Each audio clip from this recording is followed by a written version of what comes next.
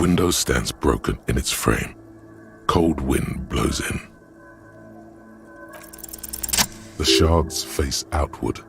Whatever broke this window came from the inside.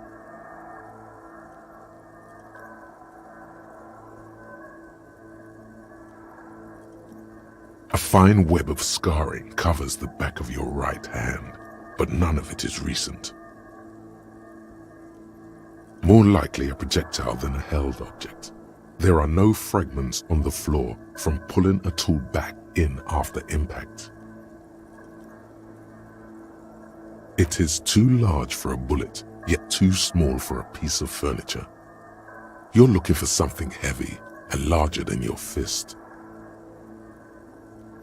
Like the green shoe that's on the hat rack in the corner, which, coincidentally, is missing its friend.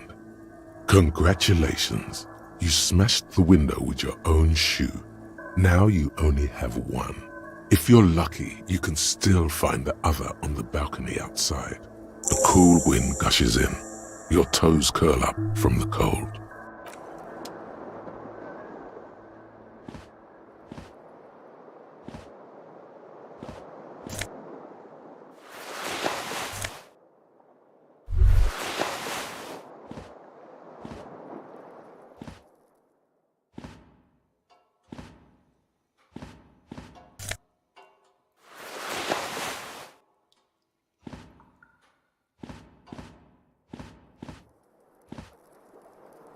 You hear a jingle. It says "whirling in rags" on the aluminium key ring. There is a single key on the ring. The number 1 is etched on it. It should open the door. The Whirling in Rags is a hostel cafeteria on the urban coast, frequented by dock workers.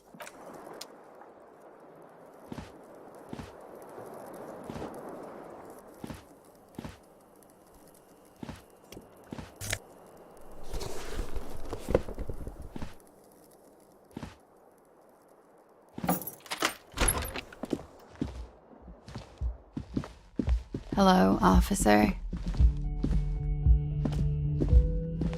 The young woman raises a cigarette to her lips. Her eyes are brown and her face is speckled with birthmarks. She can't be more than 28. A silver jumpsuit falls off her like scale armor, sparkling. This is the sparkle of too many nights out on the city. No. There's only one solution to this. You're a businessman. Because you're a police officer, sir. I am, yes. Unless you've been feeding us a set of very well-rehearsed lies all this time. You've been here for 3 days. On official police business, no less. Couldn't say. In truth, so far, mostly drinking. You have no doubt about the drinking. But do you strike yourself as a tight-lipped drunk? She must have heard something.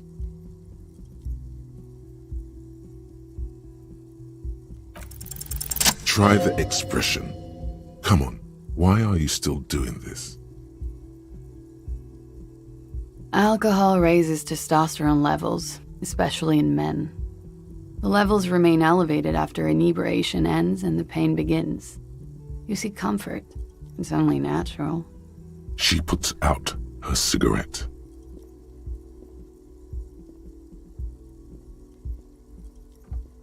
She looks back at you, a light glinting off her eyes.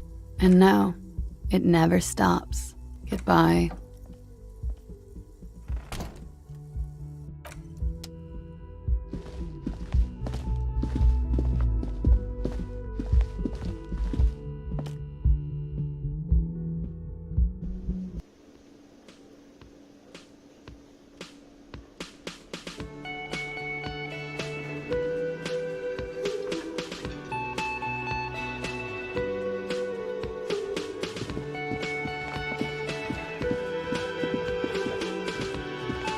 A bespectacled man in an orange bomber jacket is tapping his foot on the floor. As you approach, he narrows his eyes and extends his hand in greeting.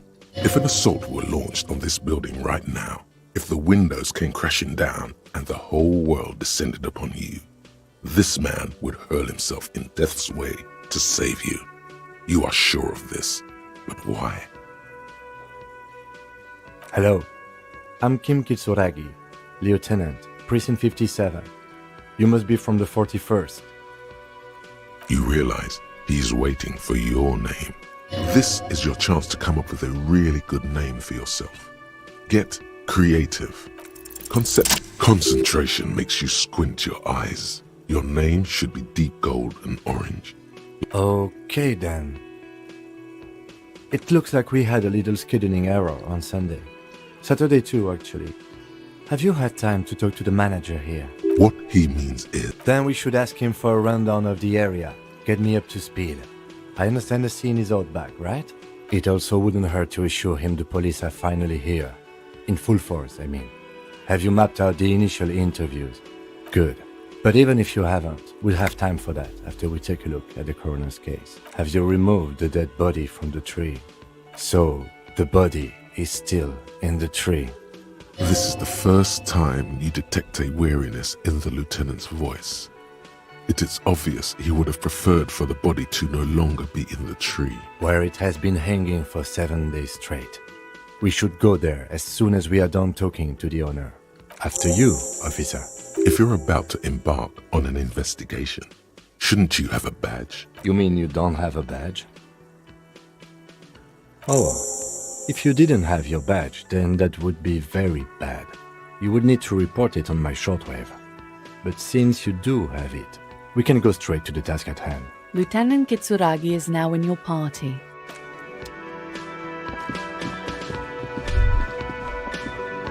A man in his late 20s with a thin, unimpressive beard notices you approaching. He drops the ledger he was holding and turns to the lieutenant. Mr. Gart, right? You run this place. Yes. I am Kim Kitsuragi from Precinct 57. This is an inter-district investigation, so joining me from Precinct 41.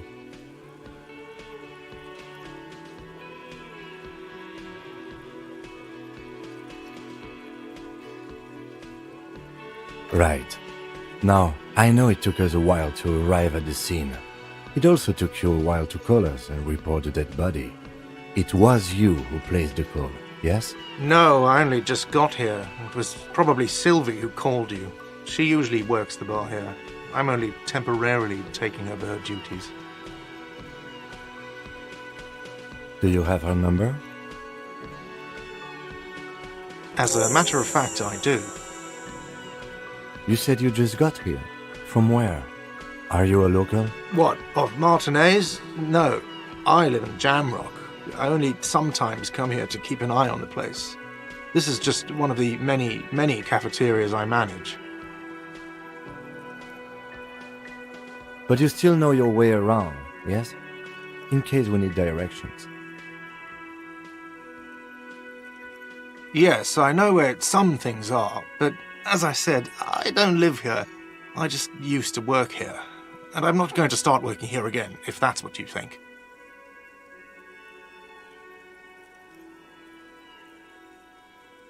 I didn't imply that.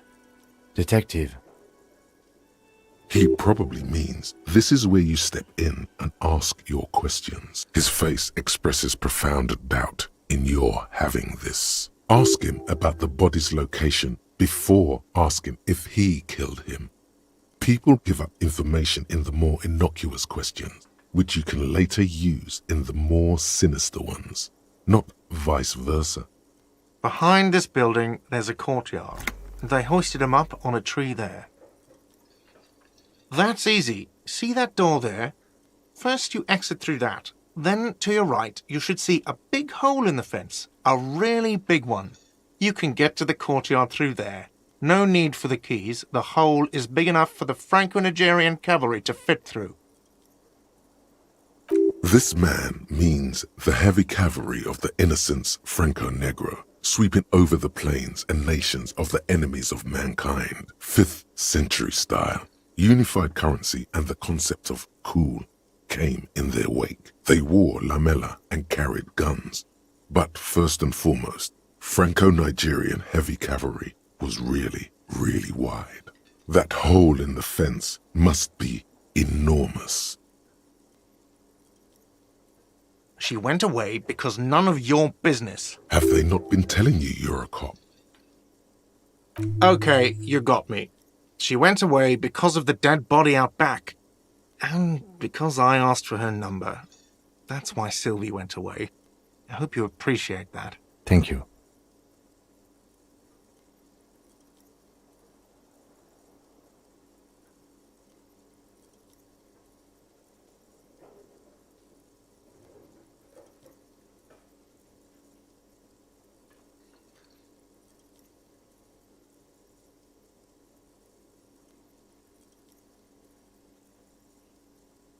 Is it? Because I thought you were supposed to be investigating the lynching, not my employer conduct.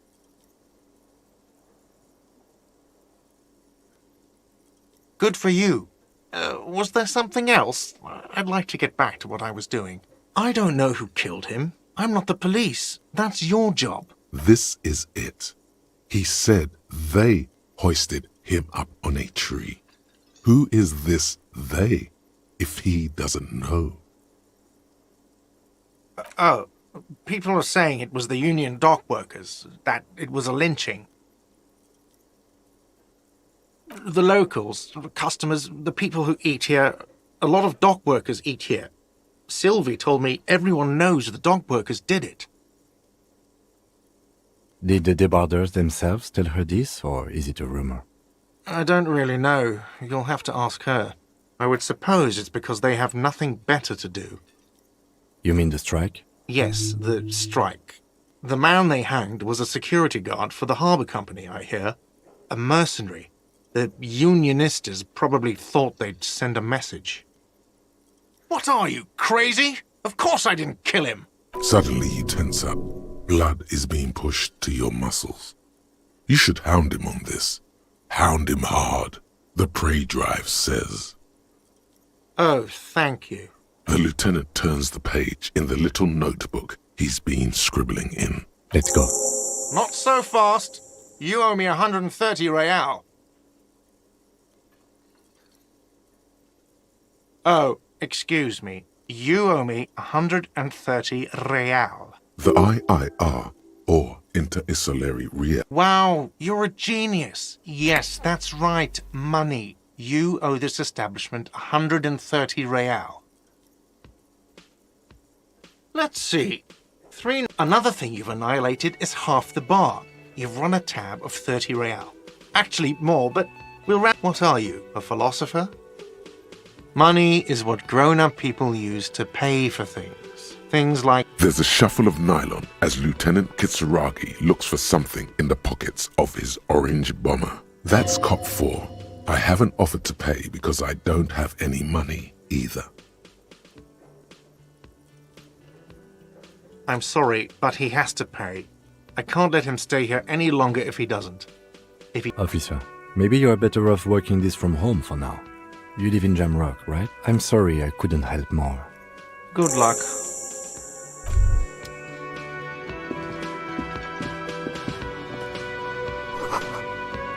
By the way, where is home? The address is coming up blank, and this place sure isn't it. But you've been at this hostel cafeteria. Why did you say that? No. But isn't that an expression, not a place? A saying, up on Marvel Hill, a great high place, one that is impossible to climb back to. That doesn't sound like somewhere you can stay if you can try. Run.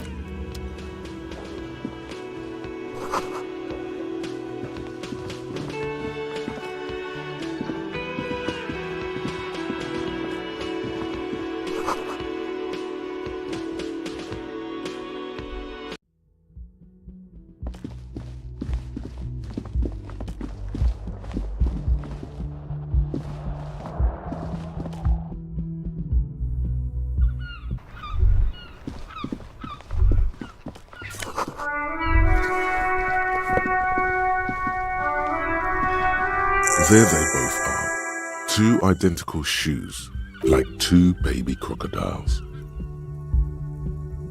It's pretty clear a normal cop is not what you are. Good, they're balanced, comfy.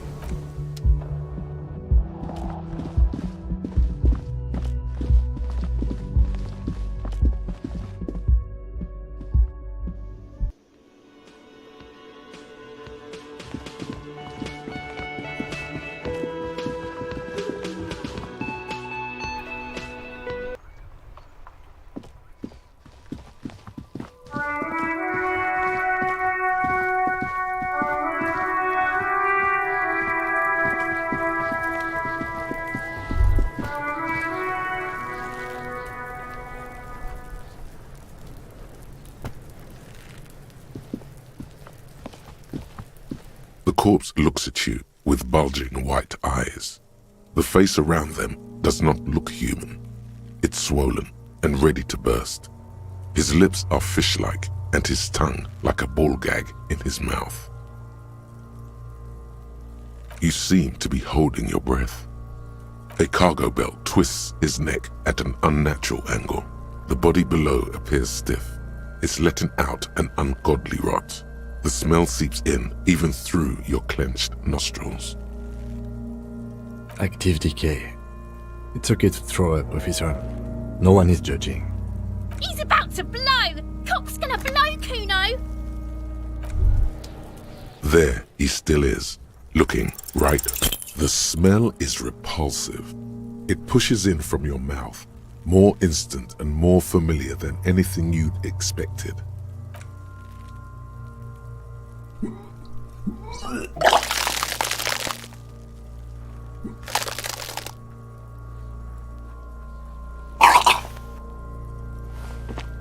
Too late.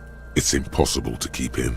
Your body curls and pushes it out, burst by burst, until a pool of vomit lies under your feet and your throat stings from the stomach acid. It's okay.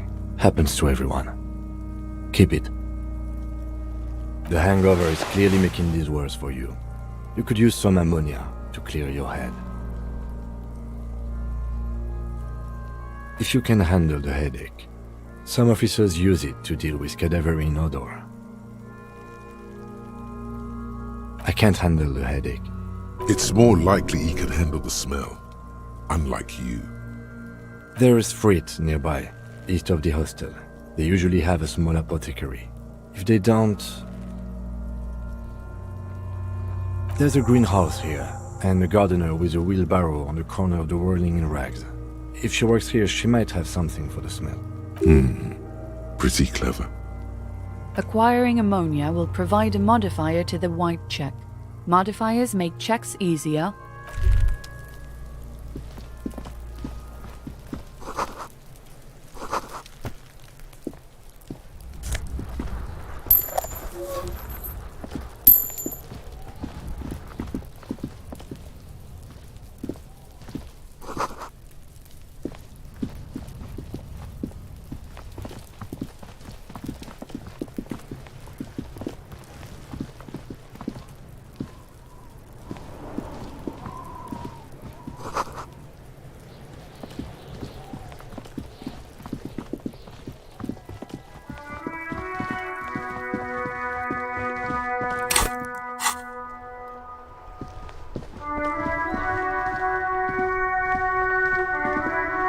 The RCM in Martinez.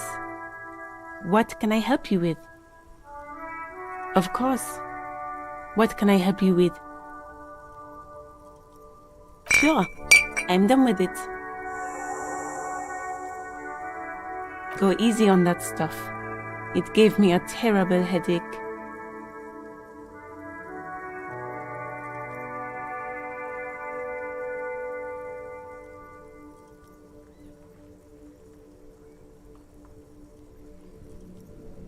Of course.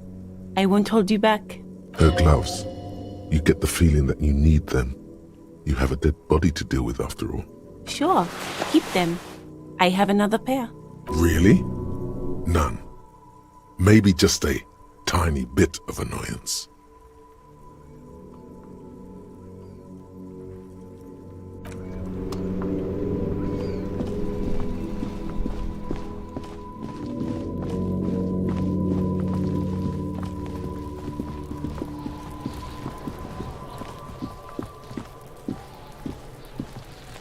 There he still is, looking right through you, with his white. The ammonia only. The second time, not so much. When the vomiting is done, your cheeks are wet with tears.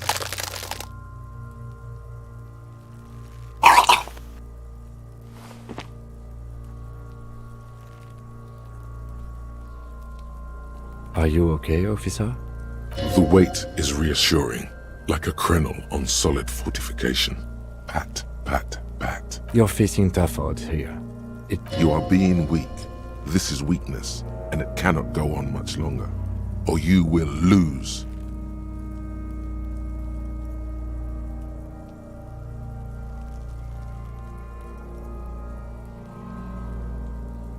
An appropriate attitude. You need to get your shit together.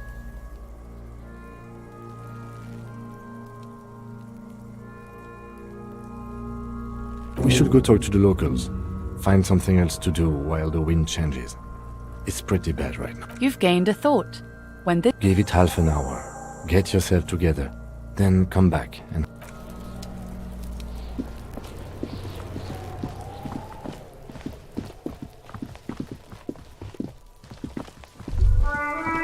All around you, rain falls on the great city of Revachol. The spring thaw must be here. The snow is melting.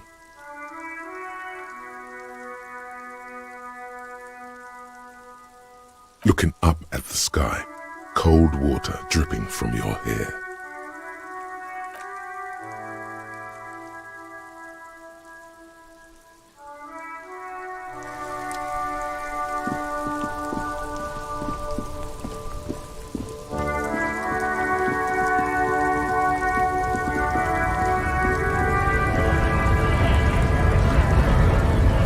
Scab? You're hazy on the notion of a scab. Smell. Good one, officer. Imagine, you cops going on a strike, but then another cop comes in and says, let us cop for less money. Speaking of, what brings the RCM here? To the...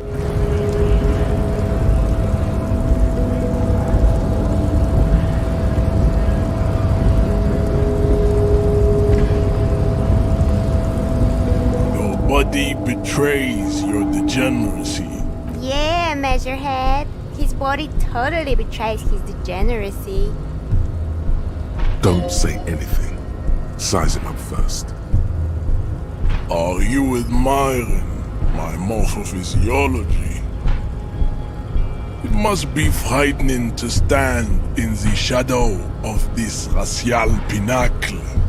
That is precisely the negligence that has led you to succumb to Al-Ghul. You reek of it. An invisible sword of Al-Ghul emerges from your throat. You cannot see it, but others know you don't. Show him the ham still got it.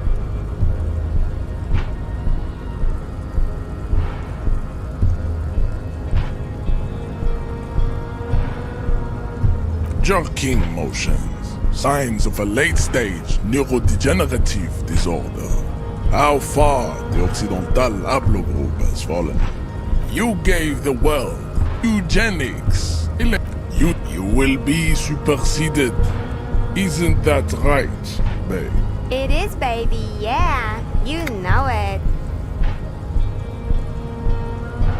Enough. Bring your troops to the walls will be lined with... This is your chance. No, there's a peaceful solution. You could internalize Measurehead's. Do it now.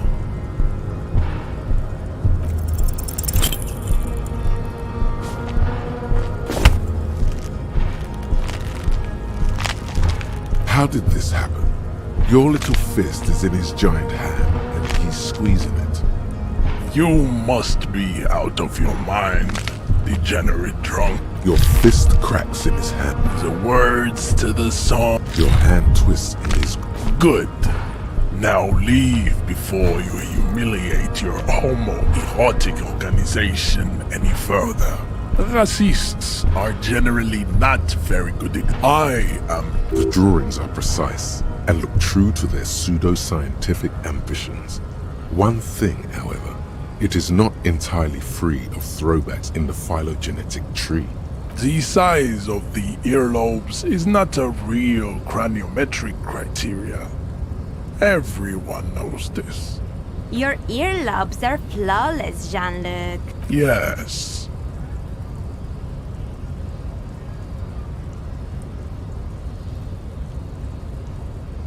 That atavistic stigmatum makes pussy say yes, plenty.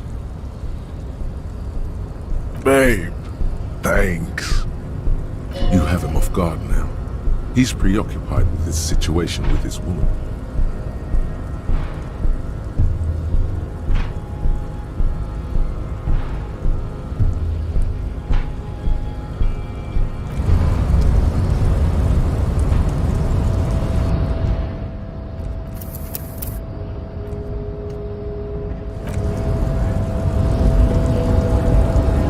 Race descent has only worsened since I last saw you.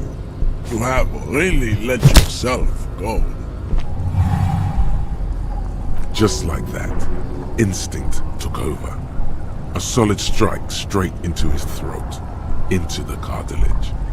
You could swear you felt the soft palate break. The man is reeling, gasping for air. Time stands still around you. In the distance, the sounds of the harbor are falling silent. All you hear is a small gurgling sound as a trickle of blood appears on the man's lip. He's open. Rip into him. Right hook. Escalate it. Get intimate with him.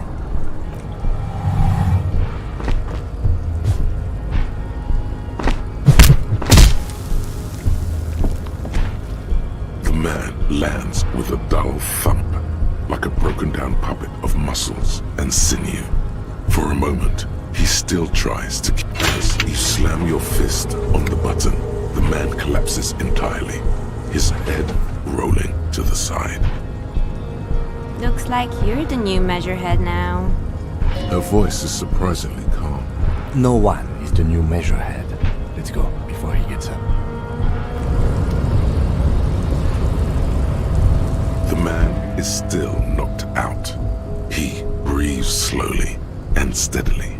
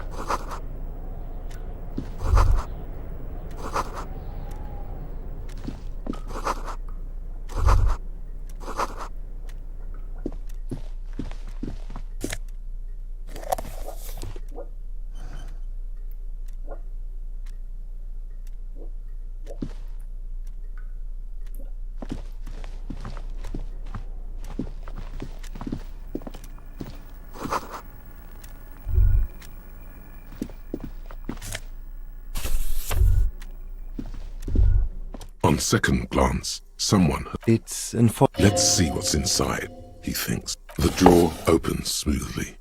Inside is a well-organized selection of brown folders. Hundreds of and the same materials being handed over to companies inside Revachol. Couron, Coal City, La Delta, and Jamrock are listed among the many districts where the imports are being sold. It's hard to make sense of this thicket of company names, dates, quantities, and percentages. You try to focus, but the lines are getting blurry. Whatever's hidden here is hidden well. Concentration isn't enough. Only a trained accountant with a background in logistics would be able to really make sense of it. However, There is a little handwritten note stuck on the side of the drawer. It appears to be a to-do list written in large, uneven capital letters. Remember, Leo, Everard's shoes, special whirling borscht, water Everard's plants, sweep office floor, more banners. All items on the list have been crossed out and the note itself is crumpled. Everard Clare, probably, the head of the Debarders Union. One of his aides must have left it. Nothing incriminating here. The special borscht seems a bit odd in the list. What is so special about this borscht? Code for drugs? Booze? Blood? Remember, Leo, Everard's shoes, special whirling borscht, water Everard's plants, sweep office floor, more banners. All items on the list have been crossed out and the drawer slides shut smoothly.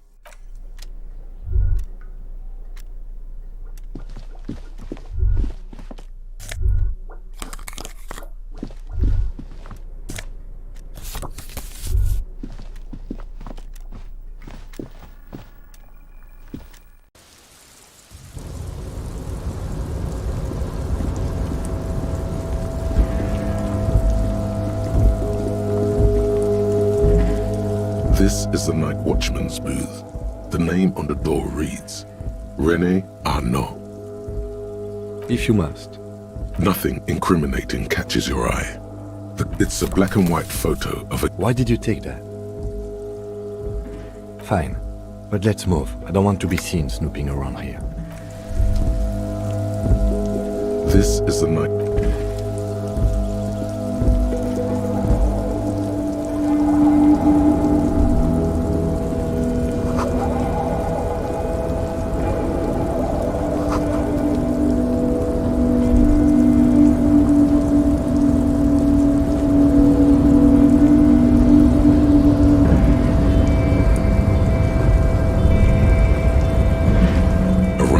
control panel with several knobs. 2 buttons marked Marche and Arrête are faded with use. It seems to control the large crane above. A container is attached to its hook block. Marche. On. Arrête. Off.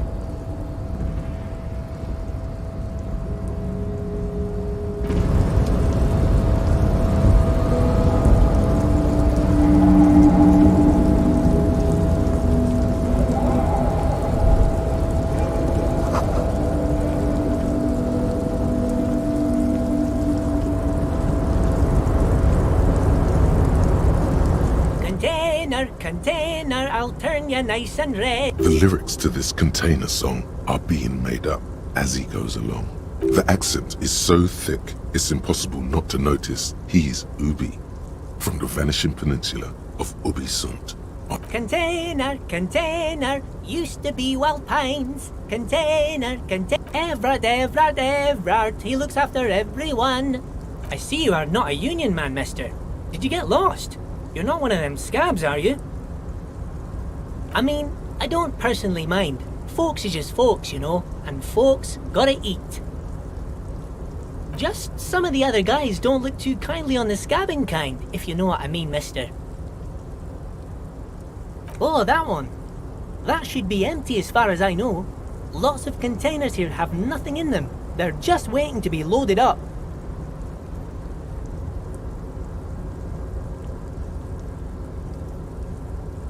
Oh, I'm just making some covers for them containers here. Yes I am. So it's easier for the crane operators to spot them.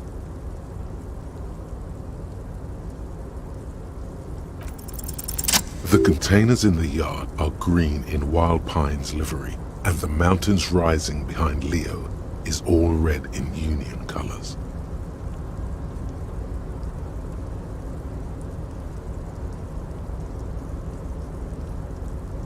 It's like some red infection was spreading outwards from the container yard's core.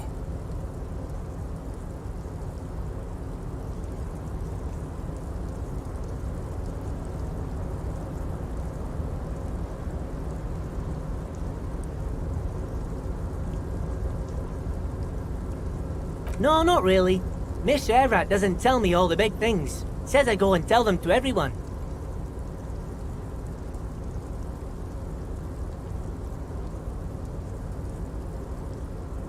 Yes, they are hiding it from the inside.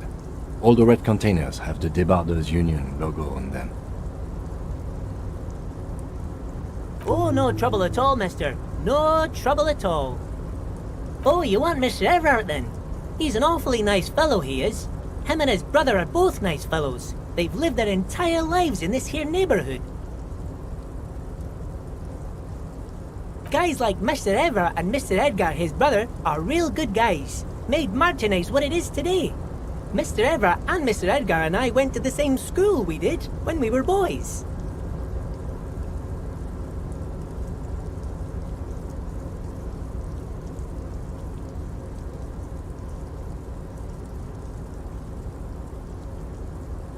Patience. Deep down you have the mental power to keep listening. Not many would, but you do. Had an arithmetics teacher, Miss Bellows. Her real name was Miss Bellams. She was a real pretty lady, but when she got mad...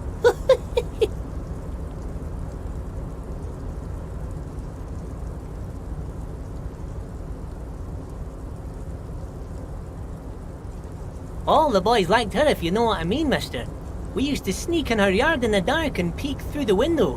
One time we saw Miss Bellows with a fellow. Yes, we did, mister.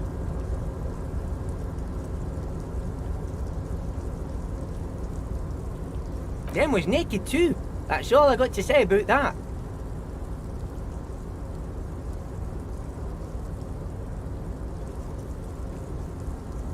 Thank you. Almost forgot. Mr. Everett is in that container over there. We got distracted telling the story, but he's in there.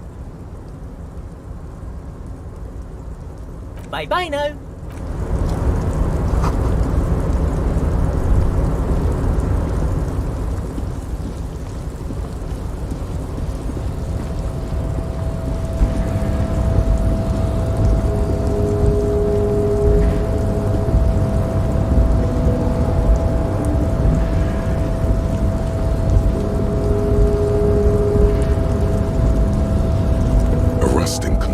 Marsh. On. At it with a loud grind. The crane shifts overhead, moving a massive metal container through the air.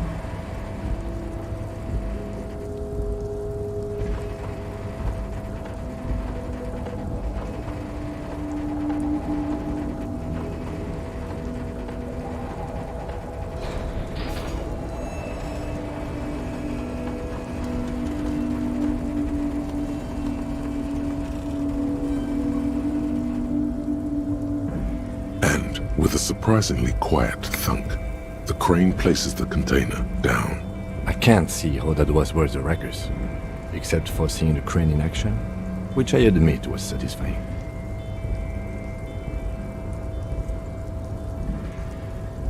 The crane does not return to its original position. It does not move at all.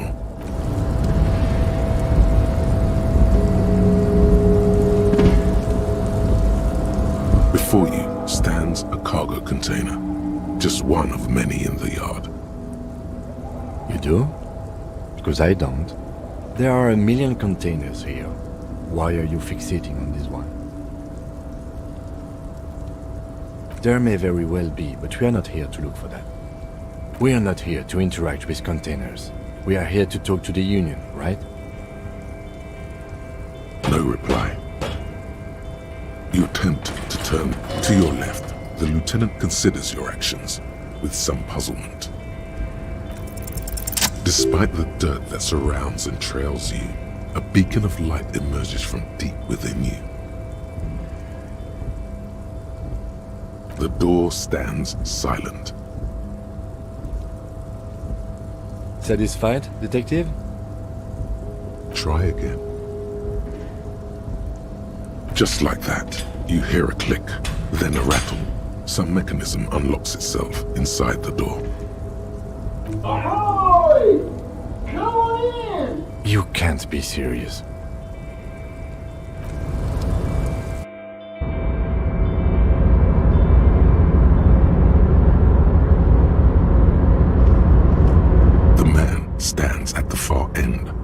shipping container. It's hard to say anything more about him.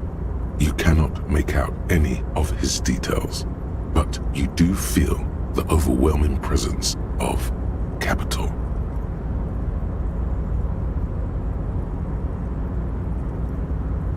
The feeling causes all the hairs on your body to stand at attention, like soldiers preparing for review.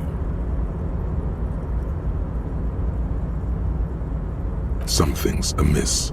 The light beams bend around his face and scatter in 1,000 directions. It seems the laws of physics do not apply here. They are suspended, distorted, and echo. Trying to visualize the physics at play is liable to give you an aneurysm. Don't think about it too hard. In the general stillness, only your tongue moves, flickering as you utter. Welcome. Come in. Make yourself at home. Sorry, I'm not better able to receive you. I wasn't expecting visitors today. You can't hear him exactly, yet you're able to understand every word he says. It is very strange. An overwhelming hum covers everything. Voice doesn't escape from him. Now, what can I do for you, gentlemen? Who am I? Oh, I haven't been asked that question for such a long time. I don't meet a lot of people outside my circle these days. Anyhow, my name is Rustam Theodore, investor, license holder, and extremely high net worth individual. And you are? Mr. Theodore, I am Lieutenant Kim Kitsuragi of the RCM, and this is my partner. Pleasure to meet you. Public service is a noble cause.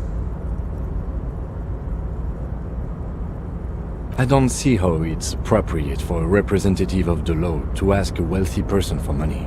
This shines a bad light on the RCM, if you catch my meaning. Come now.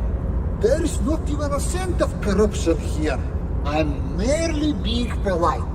So, let me check my pockets. As you may know, us high net worth individuals do not have a lot of cash on hand. Investments and liquidity are enemies of one another.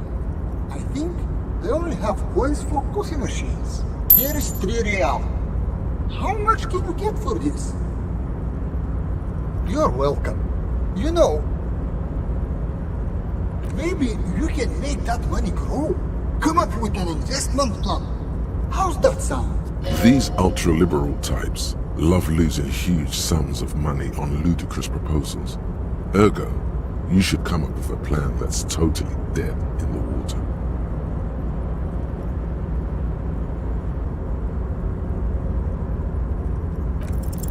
If business planning were really your strong suit, you probably wouldn't be a cop. He should what? The volunteer police force. And why would I do that?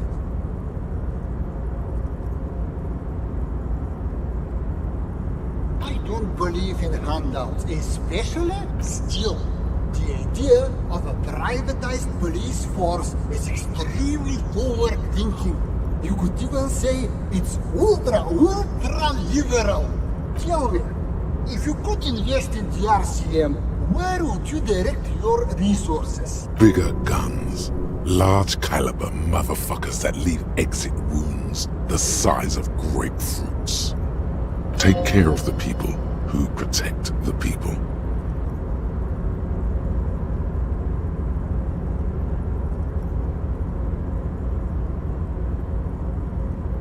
You want to take an incompetent and corrupt police force and give them deadlier weapons?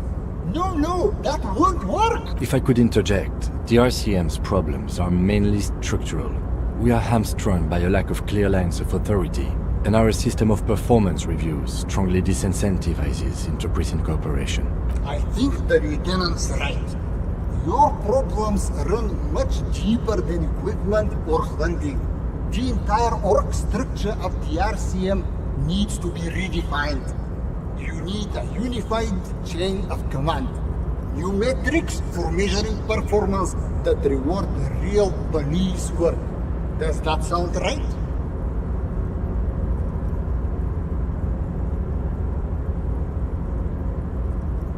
Yes, that's precisely what we need.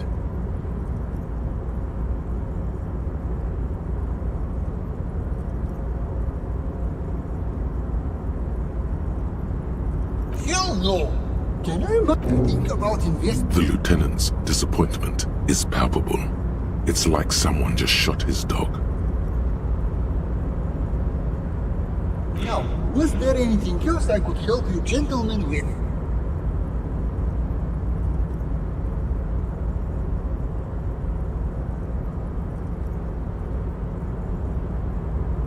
To be perfectly blunt, I inherited my fortune from my grandmother, who herself was an extremely high net worth individual back in Grad.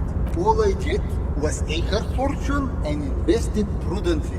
Believe it or not, it takes more than a bit of skill not to blow a vast fortune on sailing boats, bad choices, and unsupervised state policy. And blow. Actually, at the level this guy is, it takes several generations to do that. But, alright. I gotta tell you, at first, being rich is a lot of work. You've got to work hard because everything's so darn expensive. You know, prices increase exponentially at this income level. But then, once you've reached my position, it's nearly impossible for me not to make money. My assets are so diversified that I'm bound to come out ahead no matter what. Some of my lower net worth friends say to me, "But doesn't that take all the fun out of it?" And I tell them, not really.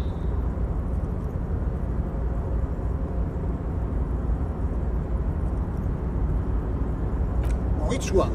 Revachol, where I nominally reside, or Grad, where my father immigrated from, or Ildekashepro, where I've registered my shell companies? Listen, if capital and nationalism went hand in hand, there'd be no need to ask the question. States are akin to boulders in a river, slowing the free flow of ideas. Given enough time, the water will wear those boulders down. It is truly, it's almost entirely carefree. It really leaves you time to better yourself spiritually. Hey! All this talk about money has made you lose the thread. What is going on with the light in this place? That's what you need to ask him about. Traveling. This is a great way to get around. It's fun, it's safe, and it gives me lots of time to think. By the way, let me now ask you a question. Where are we exactly? Oh, interesting. I've made quite a few real estate plays over the years. It's a shame I can't get out and explore myself. One of the downsides of being an extremely high net worth individual is that mobs of low net worth individuals are constantly banding together to ask for money.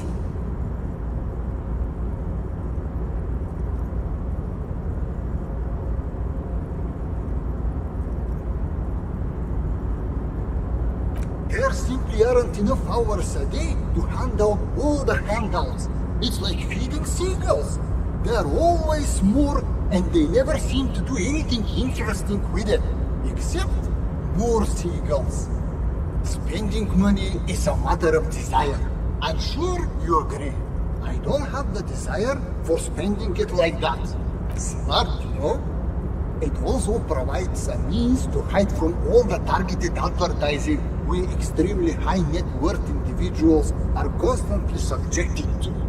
Luxury yachts, high fidelity portable radio systems, fail-proof outerwear, and so on. It just gets a bit middle class after a while.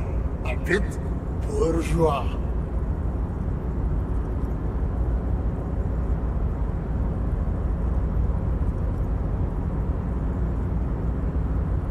What? No, I didn't do not say that at all. Being rich is great. Just don't tell anyone I told you that. What do you mean? Are you talking about my chin? Oh, that's what you mean. Yes, I've heard of this effect, though I've never witnessed it myself, of course. It has something to do with our Weiss-Wiesemann coefficient. The Weiss-Wiesemann coefficient is a ratio designed to reflect the difference in net worth between individuals. When the coefficient is close to 1, or 100%, it means one person possesses all the net worth. Among that group of individuals, it's been observed that when the Weiss-Wiesemann coefficient reaches about 0.96 or so, the laws of physics begin to bend around the high net worth individual.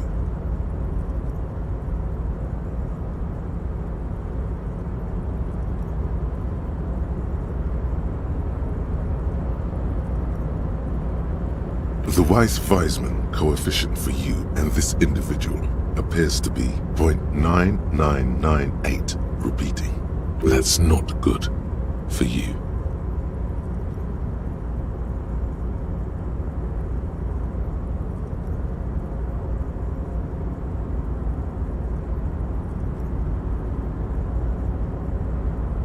Among other things. But calm down. I am but a lowly single-digit billionaire.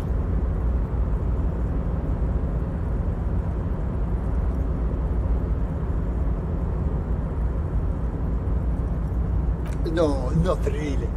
There are actually quite many digits. A man this chill is at least a triple-digit billionaire. I see nothing of the sort. To be frank, all I see is a gentleman who's unusually well dressed for Martinez, in a cargo container, which I admit is odd. Yes, I imagine that does look strange to you. My container. Why go so soon? I feel we've so much more to talk about. Well, until next time.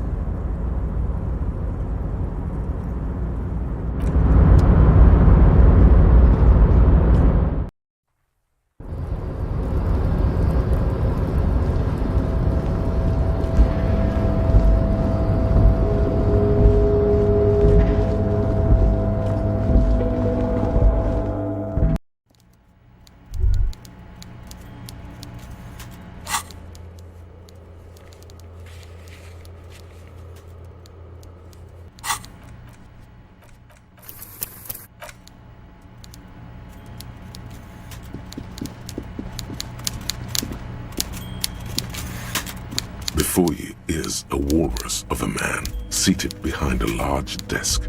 He looks up from his work, not the least bit surprised to see you. With great effort, he straightens himself up in his chair, yet says nothing. He simply stares at you, with a mixture of expectation and impatience, well bottled. A typical power play. Wait for him to speak first. Show him you've got a backbone.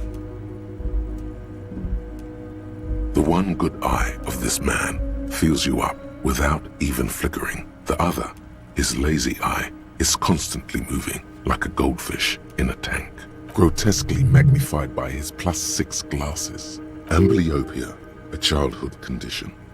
For a moment, you don't know where to look. It is unbearably humid in the trailer. Beads of sweat slide down the man's forehead. At first, nothing happens. His face wears a wide and self-satisfied smile. Every now and then, he smacks his big lips. Like a general over his maps, he plots his moves.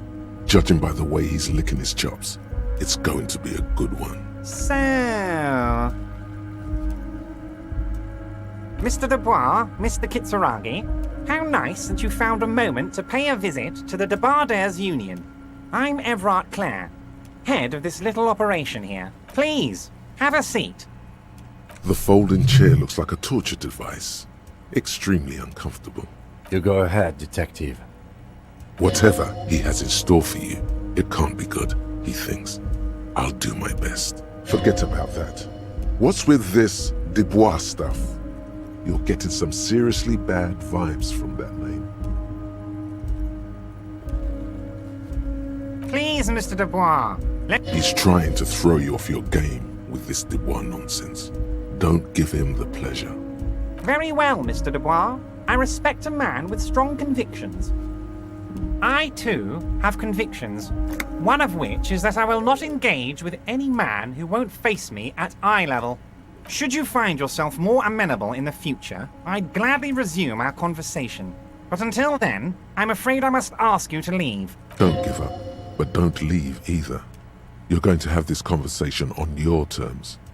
You just need to remain headstrong. Everard starts whistling a little worker song. He really is trying to ignore you, or will you out of existence. The lieutenant stands right next to you, not showing any signs of impatience or boredom. I see you are an extremely stubborn man, Mr. Dubois. That ain't necessarily a bad thing. You did it. This might help against whatever comes next.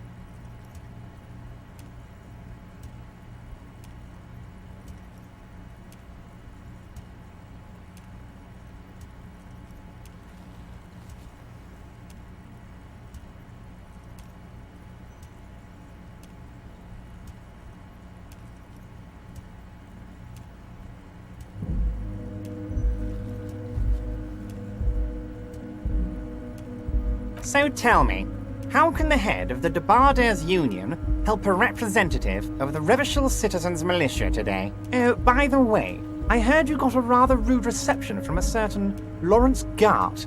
Some people have no manners, it pains me to say. This should take care of that nonsense. It should be sufficient to cover your expenses for a few days and patch over your differences with a cafeteria manager. Go ahead, take it. Wow, that's 25 real. That's good money. You need it. Yes, but you owe him for it.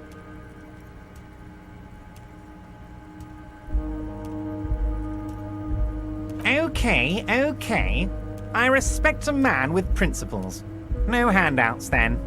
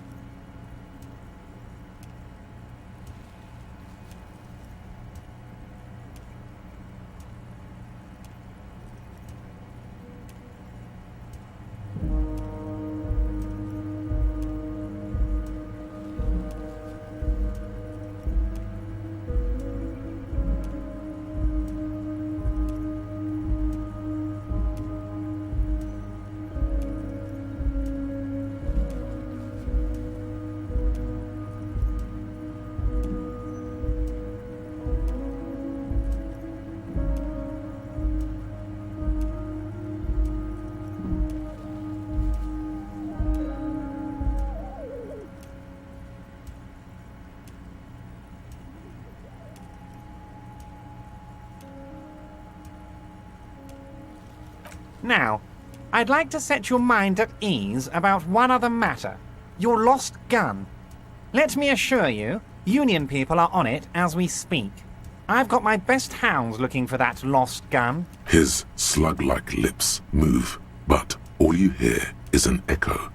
Lost gun, lost gun. The world is swallowed by a black hole of fear. Only two words escape its gravitational pull. Lost and gun. Oh God, why didn't you think of this before? Cops have guns. Where's yours? Fuck love. This is your gun. This is serious. Are you all right, Harry? You seem anxious. Don't be. Everything's going to be all right. It's not like you left it loaded. You didn't lose a loaded gun. Local children aren't out there playing with it right now, pointing it into their own mouths. It's in a safe place. I just know it. I have a feeling everything's going to be all right. Oh fuck. It was loaded. There were 2 bullets in it. You always keep at least 2 barrels loaded. Who does this guy think you are? Ronnie the Rookie? You ain't worried about no lost gun, or unpaid bill, or forgotten name. You're the bad cop. You're probably more corrupt than him. You cross your legs and yawn. The fat man does the same, sinking deeper into his chair than one would think is physically possible. He seems to be enjoying your little display. Good. Now lean in with some corruption. That we do, Harry. Let them say what they will about you and me. We're both born fighters. Why, thank you. It's always nice when a fellow professional appreciates your work.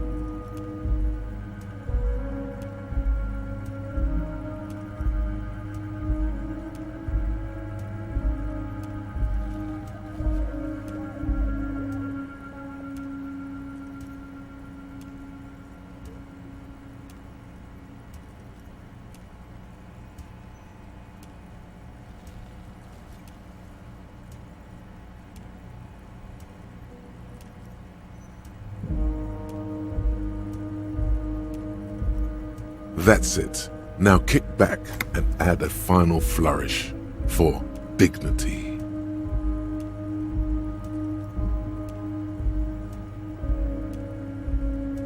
You strike me as a reasonable man, Harry. I like that in a lawman. Let's cut to the chase, shall we? What can Everard Clare do for you? I think we'd like to ask you a few questions. Don't you think so, Detective? Questions will show him who's boss. Whatever you do, don't ask him about the gun first. You don't want him thinking you're scared. Mega rich lightbending guy? Oh my god!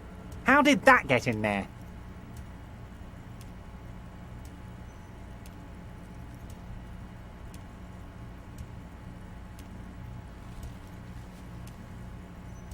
Damn it to hell, Harry! I specifically told my guys to check all the containers for mega-rich lightbending guys.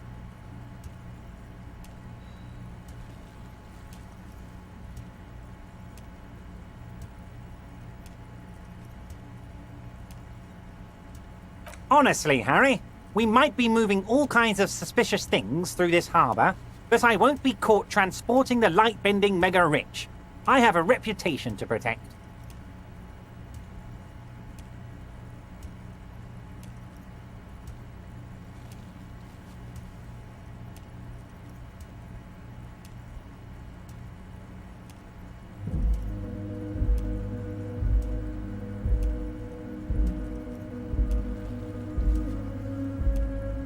You're right, Harry. I am a socialist.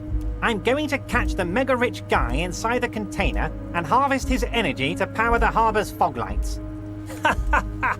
I shudder to think what you're going to tell me next, Harry. Not for 1 second did he believe there's an actual mega-rich person somewhere in his container town. Am I going to ask? Hell, Harry. You spin-kicked my strongest man in the face. I saw it from my window. Would you ask a man like that how he got into your container yard? Don't worry, Harry. Between you and me, I'm not a huge fan of his race thing, but the Union did not get where we are today by frowning on eccentricity. Anyway, I assure you, I am a very well-informed man. Information reaches me before I even get the chance to request it. Yes, but it's because his words usually sets things in motion. Oh, you're so clever, Harry. And technically, you're right. Now, what else can I do for you? Oh, of course. That's your main thing here. That's why you're in Martinez. I know everything that goes on around here, and I would love to discuss it with you. I mean, it's no secret that the lynching is connected to the strike. So much to talk about. Honestly, it's been weighing on me so heavily. I understand you need to interview me. But there's a thing that's been keeping me up at night. I want to talk about the hanging. I mean, if we could just calmly talk, exchange information, we could blow this thing wide open. Yes, that sounds good. Let's do that. But I can't think straight with this thing weighing on me. You're police officers, aren't you? I have a crazy idea. You guys are basically door-opening machines, incredibly talented at opening doors.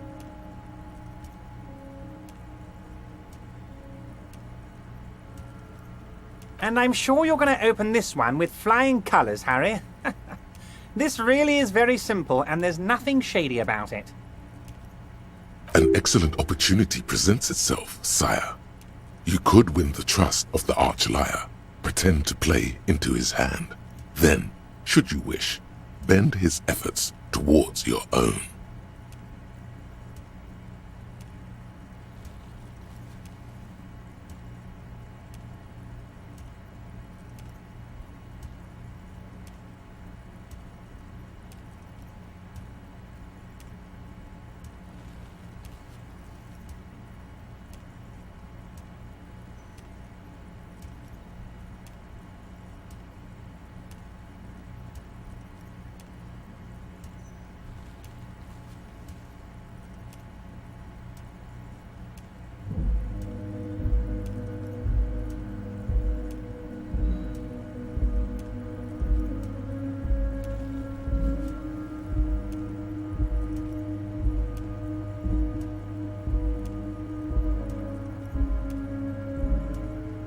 Harry, my dear friend, I am what people call a local bigwig. I know everything that goes on in Martinez. Harry, I'm a very busy man, and more importantly, I don't have that extraordinary physique you do. You look like you could run around all day. You want to send someone a message that the police are working for you. I repeat, I'm a very, very busy man, Mr. Kitsuragi, and therefore I must occasionally enlist outside help. So what will it be, Harry? Oh, no one's. It's just a weasel. A weasel lives there. Nothing for you to worry about. A loud blabbering weasel.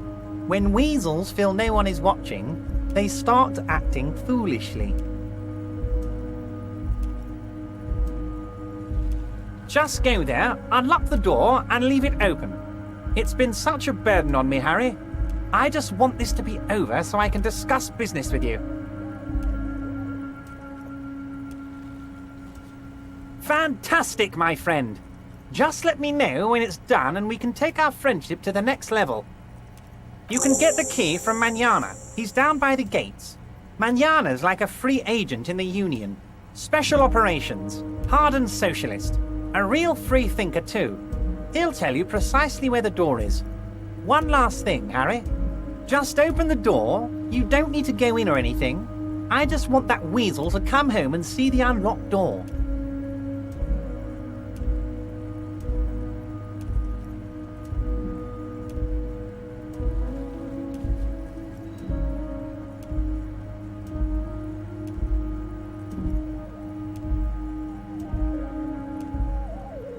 Yes, your lost gun.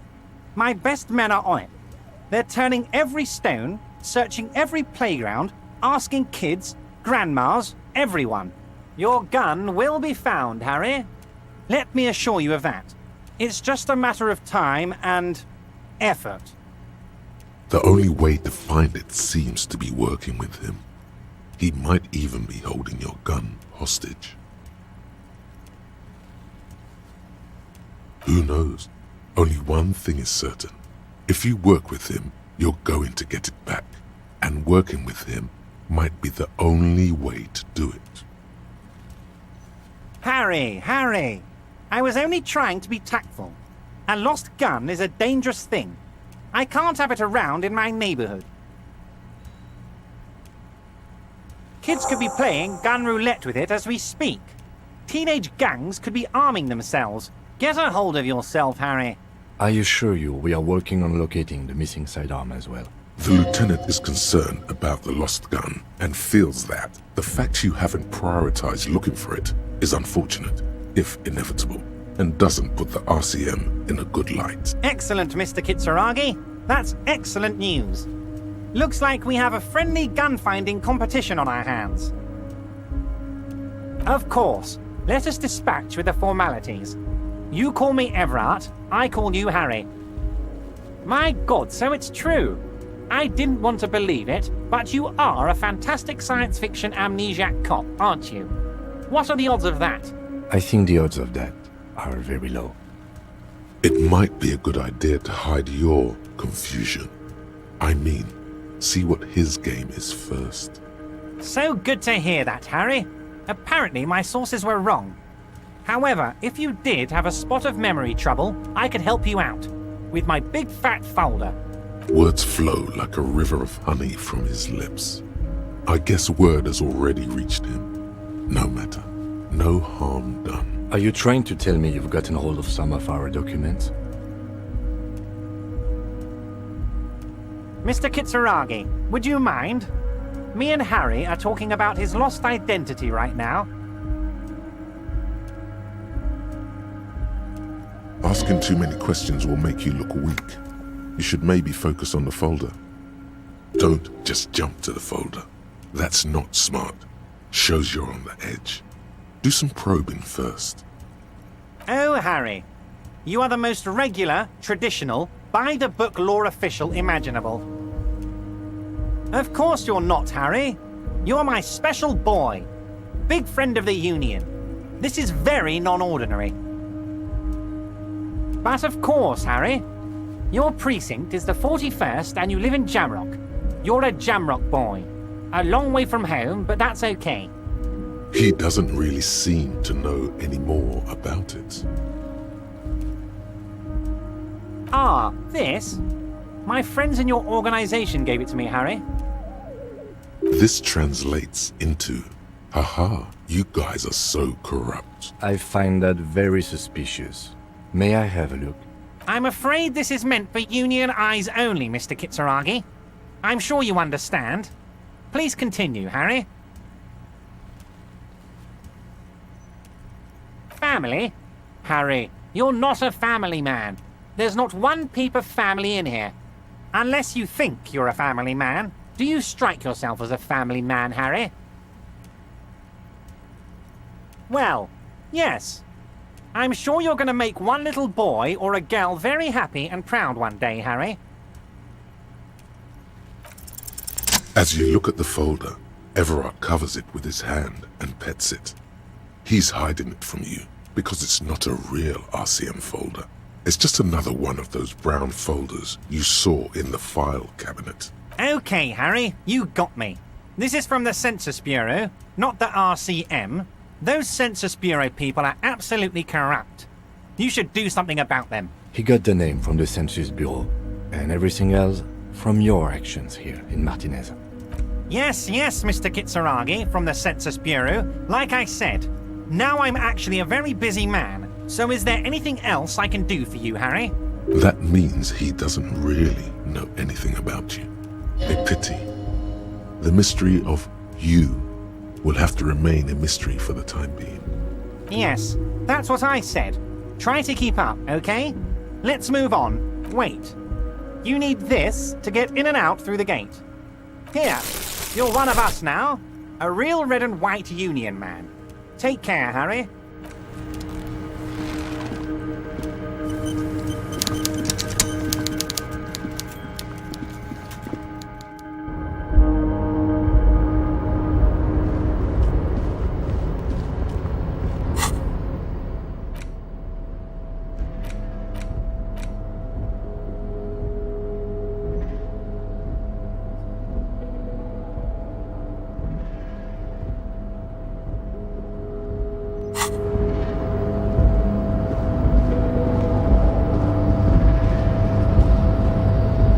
I'd appreciate it if you didn't force us into situations where I may have to shoot random civilians, because that won't get us anywhere.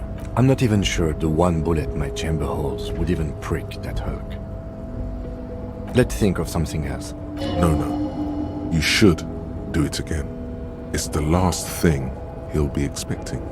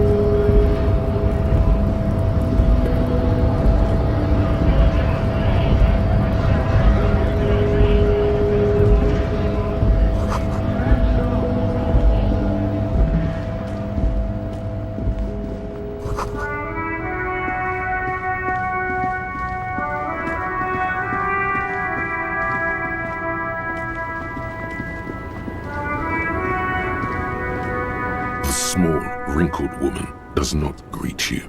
She nods at the photo, an ambrotype from the turn of the century. It's the warmth of a winter night's fire.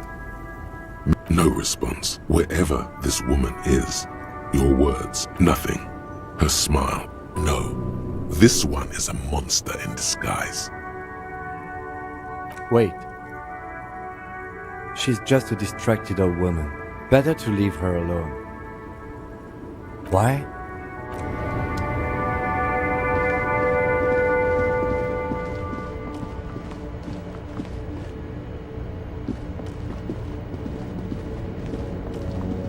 An old monument stands in the middle of the traffic island.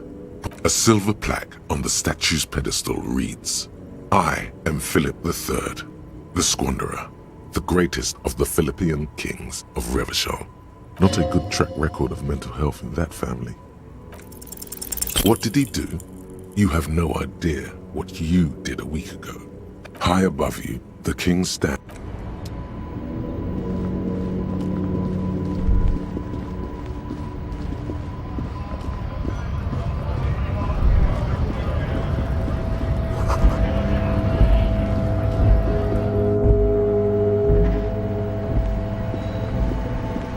Welcome to Frit. Feel free to... What's that magazine she's reading? Okay. I'm not She looks up from... Yes.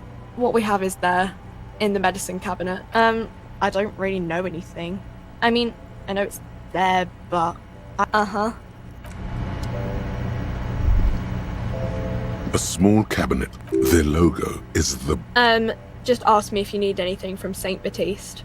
We don't stock prescription meds, but we do have Nosafed, Duramine, Magnesium, and Hypnogamma. I don't know. Let's see. Nosafed is a nasal spray, Duramine is a really good painkiller, Magnesium is a dietary supplement, Hypnogamma is... I don't really know what Hypnogamma is. I guess it makes you feel less shit. It's recommended to use after lots of partying, studying, or exercising. No, sorry. I'm not like a doctor or anything. Nosafed heals +1 health. Duramine heals +3 health. Magnesium heals +1 morale. Hypnogamma heals +3 morale.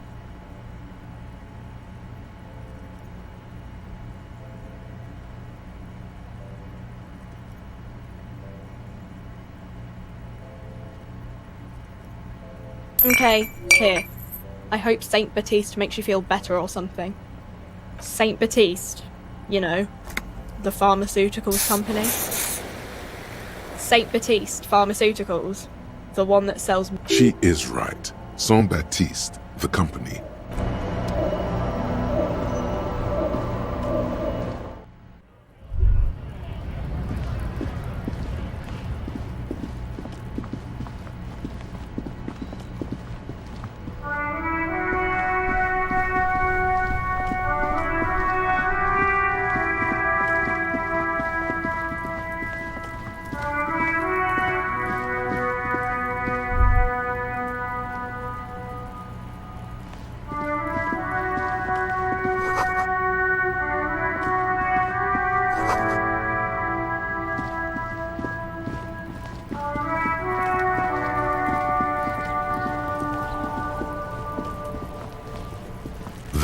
still is, looking right through you with his white eyes. The body below is entirely dedicated to that corpse smell. Emitting it is all it does now.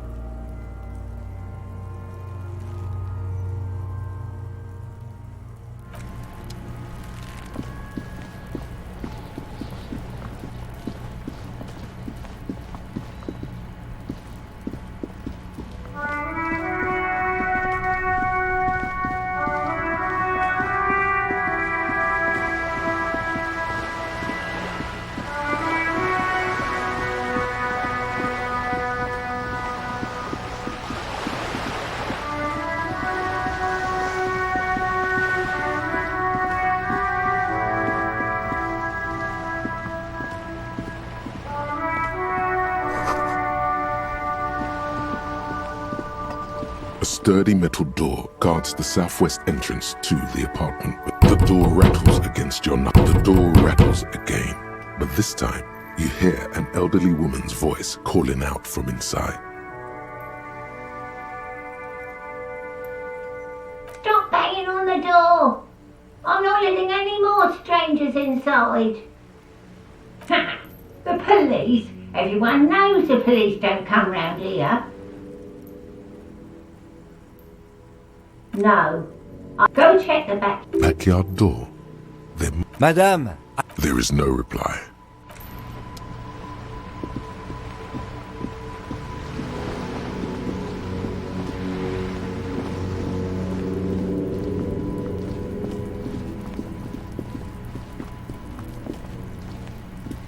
You see a young man on a balcony nursing a cigarette. Not looking for any trouble, officer. It's the voice of someone who has something to hide. There's no trouble. I'm just speaking in a lowered voice. I don't want to be seen talking to the gendarmerie if that's okay. I just want to finish my cigarette. Don't let him go. This could... Is it really that important? Like a nervous cat, he keeps stealing looks at the neighboring windows.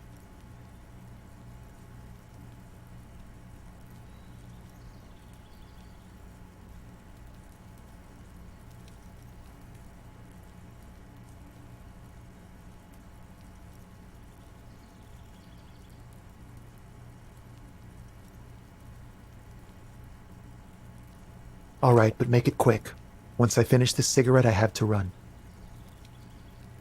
I'd even go so far as to say that the view is a little too good. Will be taken away. We will remove the body as soon as possible. Now tell us, where were you last Sunday? Oh. You already asked me that, didn't you? Wait, is someone else investigating the lynching? No, not you two. Some more muscular type. And when did you speak to this more muscular gentleman? Last week? I don't know. Look. A downy blanket of white to cover up the miserable poverty of the scene. You didn't answer the question. I had a friend over. It was my Sunday friend. A Sunday friend? How intriguing. Makes sense. Friends are nice on Sunday. You don't have to work. You can just spend time with pals, watching rugby and drinking beer. He doesn't reply, gesturing no with his cigarette.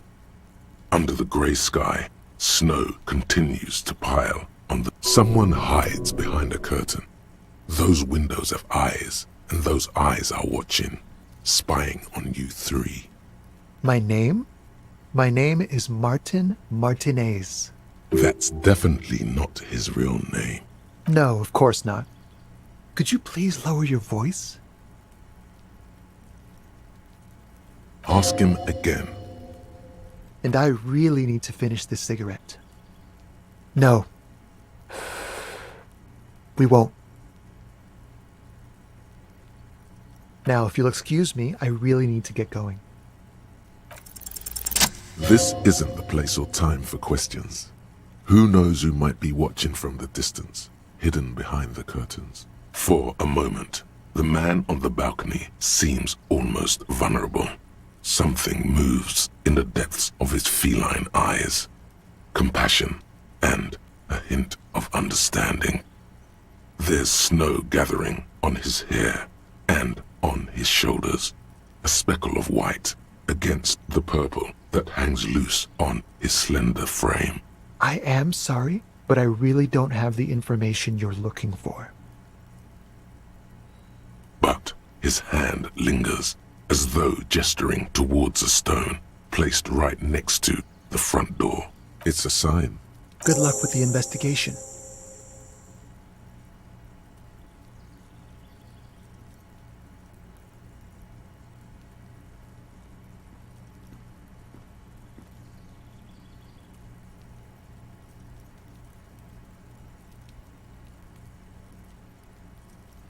He's gone. No point in running. Tenements like these often have multiple exits. If he doesn't want to talk to us, then he'll know how to hide himself. He could be a witness. Him or his Sunday friend. Either way, we need to look into that muscular type who's asking about our case. He did leave us a sign. Did you see that? He wanted to draw our attention to that stone right over there.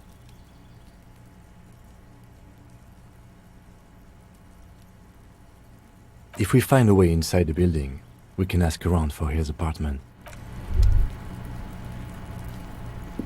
A stone like any other, lying in a whirl of sleet and mud.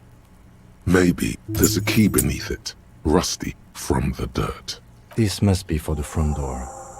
Pity doesn't have the apartment number on it. This building has many apartments and the man can be in any of them. We'll just have to go in and see.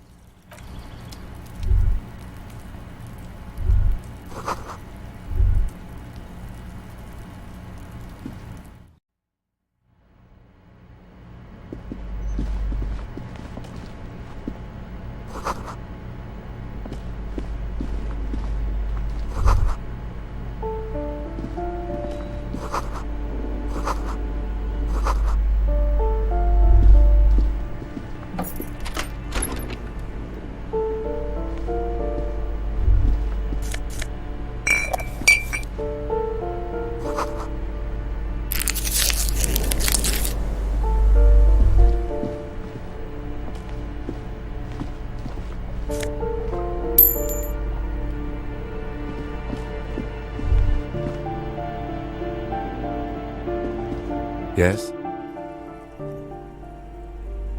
Me? I don't see how my life is pertinent to the investigation.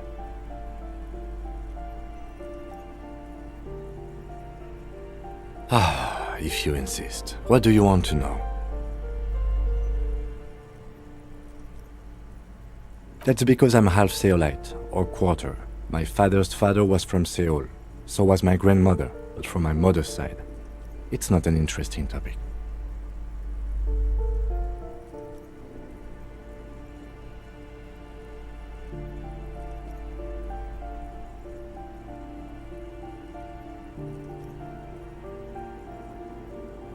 It's a part of the world, officer. A geopolitical entity and a geographic division. Seoul is a protectionist, isolationist, pan-Isolari state west of the Insulindian Isola. Actually, it's quite interesting. Some would even say mysterious. You're barking up the wrong tree. I don't speak a word of Seolite. I've never met either one of my grandparents, and I've never been to Seoul. I'm a regular Revacholier.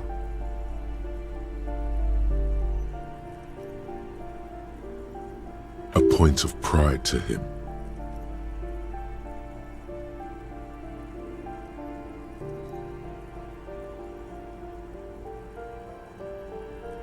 No. The lieutenant nods. That's correct. That makes him a Beano-clad, completely uncopped material, if you say so yourself.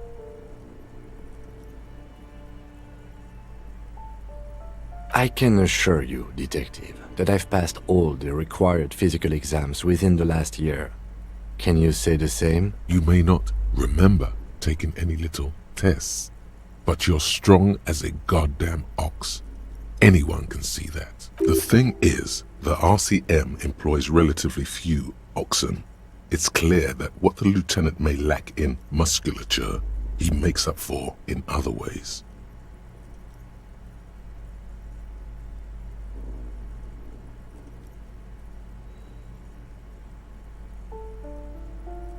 That's good to hear. I have little patience for the swinging dick style of police work. It's patience and intelligence that solves cases. Was there anything else?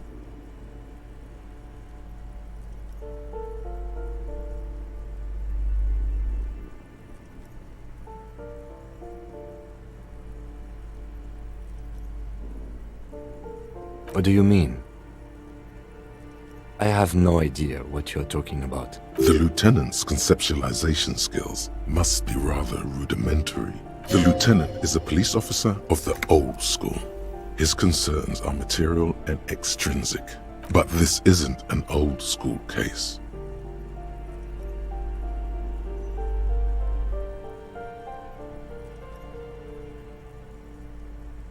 So what? That makes you the new school? God spare us. For real detective work, nothing beats a good notebook by your side. The lieutenant produces his small blue notebook and idly thumbs through a few pages. We all have our different mediums. His is written. You're super lucid, yet psychedelic. You don't need office supplies to connect to your nervous system. You're special. Good. Let's change the subject. What do you want to know? Maybe you can tell me what you do know to help me narrow it down a bit. Then you are not that far behind, actually. Do you want me to brief you? 3 days ago, the RCM Emergencies Desk received a report about a security guard who was found hanged in Martinez. An anonymous caller said there was a dead body behind the Whirling in Rags hostel cafeteria. The cadaver had been there for 4 days. No one had come to investigate.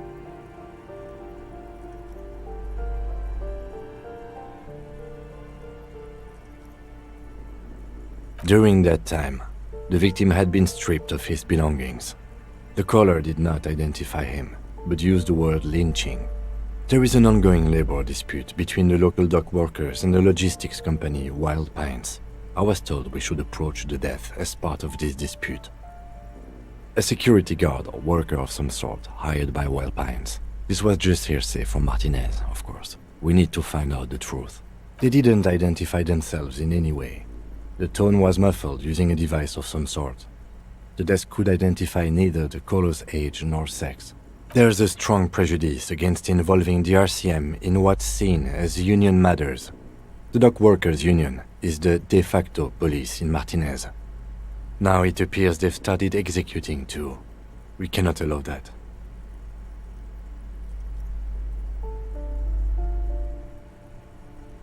Just to be clear, we are police officers. It's our job to find the killer. That's the case. Uncover and arrest the killer. I'm afraid you and I are pawns in a pissing competition. You don't know? I assumed you were in on it.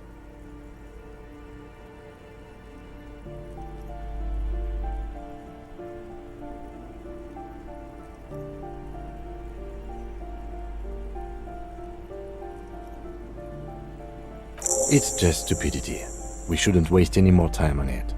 Later. Was there anything else you wanted to know about the case? Good.